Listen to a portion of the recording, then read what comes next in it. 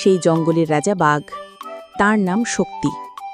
শক্তি খুব ক্ষুধার্ত, তাই সে খাবারের খোঁজে বেরিয়েছে।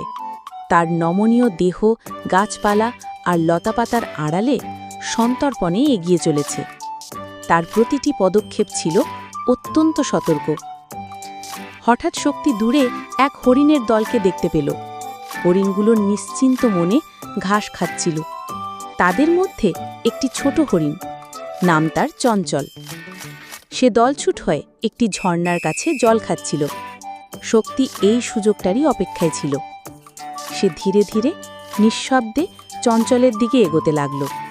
বাতাস বইছিল তার অনুকূলে, তাই হরিণ তাকে টের পেল না। শক্তি তার পেশিবহুল পা দুটি গুটিয়ে নিল, যেন একটি ধনুক থেকে তীর ছোড়ার জন্য প্রস্তুত হচ্ছে। সে লাফ দেওয়ার জন্য তৈরি। ঠিক তখনই চঞ্চল হঠাৎ মাথা তুলে এদিক ওদিক তাকাল। শিকারী প্রাণীদের অদ্ভুত ঘ্রাণ সে পেল।